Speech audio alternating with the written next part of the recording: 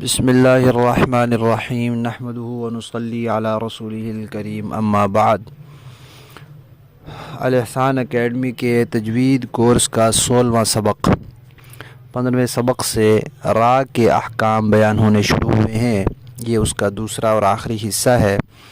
پہلے حصے میں ہم نے را کو موٹا پڑھنے کے مقامات پڑھے تھے۔ اب اس حصے میں ہم پڑھیں گے وہ مقامات جہاں را کو باریک پڑھنا ہوتا ہے، موٹا ہونے سے بچانا ضروری ہوتا ہے۔ یہ کل 4 ہیں۔ وہ 5 مقامات تھے، 5 قسموں میں ان کو بیان کیا گیا تھا، یہ 4 قسموں میں بیان ہوئے ہیں۔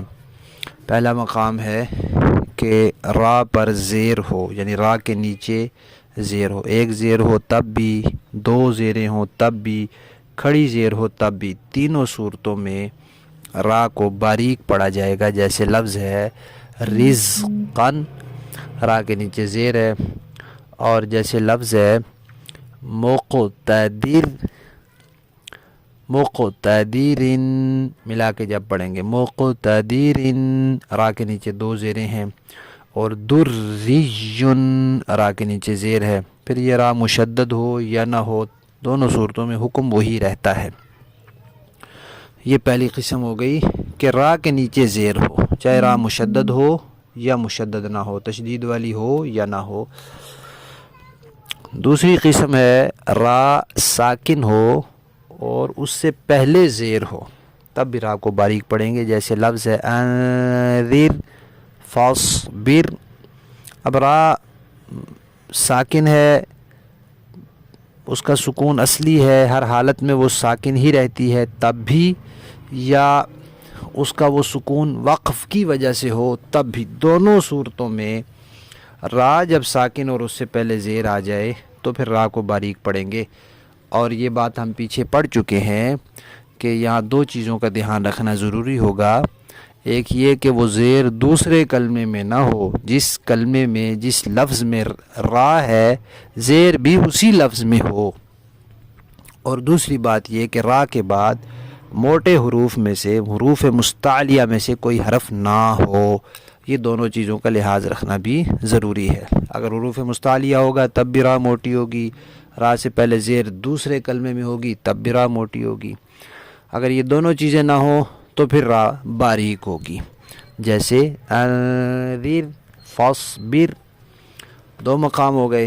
تیسرا مقام ہے کہ را بھی ساکن، اس سے پہلے والا حرف بھی ساکن، اور اس سے پہلے زیر ہو تو بھی را کو باریک پڑھیں گے۔ جیسے یہ وقف کی صورت میں ہوتا ہے کہ را بھی ساکن ہو اور اس سے پہلے والا حرف بھی ساکن ہو، وقف کے علاوہ 2 حرف اکٹھے ساکن نہیں ہوتے۔ جیسے لفظ ہے ذکر حجر، یہ حجر اور ذکر دونوں کی را ساکن ہے۔ ذکر میں را سے پہلے کاف ساکن ہے، اس سے پہلے ذال ہے جس کے نیچے زیر ہے۔ یہ حجر میں را ساکن ہے، اس سے پہلے جیم ساکن ہے، اس سے پہلے ہا کے نیچے زیر ہے، تو یہ را کو بھی باریک پڑھا جائے گا۔ یہ 3 صورتیں ہو گئی۔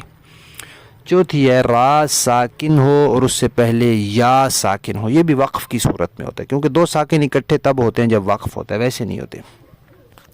را بھی ساکن، اس سے پہلے یا ساکن، تب بھی را کو باریک پڑھیں گے، چاہے یا سے پہلے زبر ہو، زیر ہو، پیش ہو، کوئی چیز ہو، اس سے کوئی سروکار نہیں ہے۔ جیسے لفظ ہے خیر، اب خیر میں را ساکن ہے، اس سے پہلے یا ساکن ہے، اس سے پہلے زبر ہے، ہوتی رہے زبر، کیونکہ یا آ گئی ہے، جب یا آ گئی ہے تو را باریک پڑھی جائے گی۔ اسی طرح لفظ ہے خبیر، را ساکن ہے، اس سے پہلے یا ساکن ہے، اس سے پہلے زیر ہے، تو کوئی بات نہیں، زیر بھی ہو، را سے پہلے جب یا ساکن ہوگی تو را کو باریک پڑھنا ہے، اس سے پیچھے دیکھنے کی کوئی ضرورت ہی نہیں ہے، زبر ہو، زیر ہو، پیش ہو، کچھ بھی ہو۔ یہ 4 قسمیں پوری ہو گئی ہیں۔ اور ایک ملاحظہ لکھا ہوا ہے جس کو نوٹ کہتے ہیں لوگ، کہ ایک امالہ کی را ہے قرآن پاک میں، ایک جگہ ہے، اس کو امالہ کے ساتھ پڑھتے ہیں، یعنی ذرا جھکا کے پڑھتے ہیں، نہ تو صحیح زیر کی طرح پڑھتے ہیں نہ زبر کی طرح، دونوں کی درمیانی کیفیت کے ساتھ پڑھتے ہیں۔ وہ ہے مجریہا، نہ تو مجراہا پڑھتے ہیں نہ مجریہا پڑھتے ہیں، مجراہا بھی نہیں مجریہا بھی نہیں، بلکہ مجریہا۔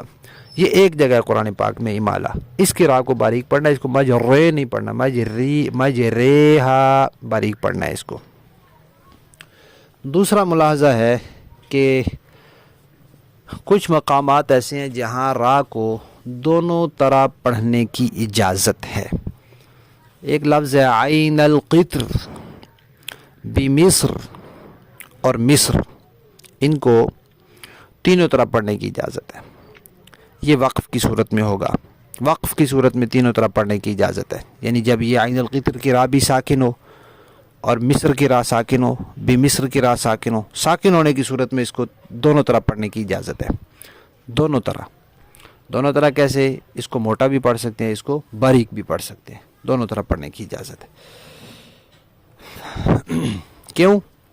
اس لیے کہ جب یہ را ساکن ہوگی تو اس سے پہلے والا حرف بھی ساکن ہے، قطر میں طوا ساکن ہے، مصر میں صاد ساکن ہے، اور اس سے پہلے والا حرف کے نیچے زیر ہے.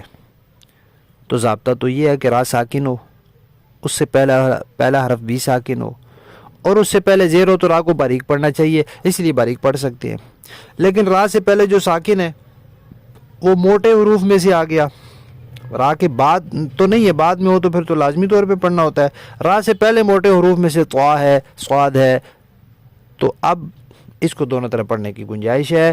موٹا پڑھ لیں موٹے حروف کی رعایت کرتے ہوئے تو بھی ٹھیک ہے، یا موٹے حروف کی زیر کی رعایت کرتے ہوئے، یا را کے پہلے جو ساکن ہے اس سے پہلے والی زیر کی رعایت کرتے ہوئے آپ اس کو باریک پڑھ لیں تو بھی گنجائش ہے دونوں صورتوں میں. لیکن یہ یاد رکھنا ہے کہ عین القطر بمصر اور مصر، ان کی را کو دونوں صورتوں میں پڑھنے کی اجازت صرف وقف کی حالت میں ہے جب یہ ساکن ہوگی. اور دو لفظ اور ہیں، ایک ہے کل فرقن اور ایک ہے کل فرقتن، ان کو بھی دونوں طرح پڑھ سکتے ہیں. را ساکن سے پہلے زیر ہے اس لیے باریک بھی پڑھ سکتے ہیں، اور اس کے بعد حروف مستعلیہ میں سے قاف آگے ہے اس لیے اس کو موٹا بھی پڑھ سکتے ہیں. تو یہ 5 الفاظ ہیں جن کی را کو دونوں طرح پڑھنے کی گنجائش ہے.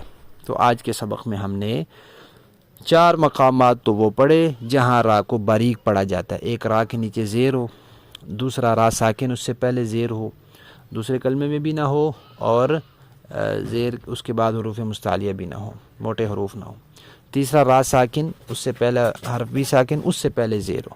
چوتھا را ساکن سے پہلے یا ساکن ہو. تو ان چاروں صورتوں میں را باریک ہوتی ہے. اور آج کے سبق میں ہم نے یہ بھی پڑھا کہ امالہ کی را باریک ہوتی ہے جو قرآن پاک میں ایک جگہ آئی ہے. اور آج کے سبق میں یہ بھی آیا کہ 5 الفاظ ہیں جن کی را کو دونوں طرح پڑھا جا سکتا ہے. یہ اس وقت ہے جب را ساکن ہو.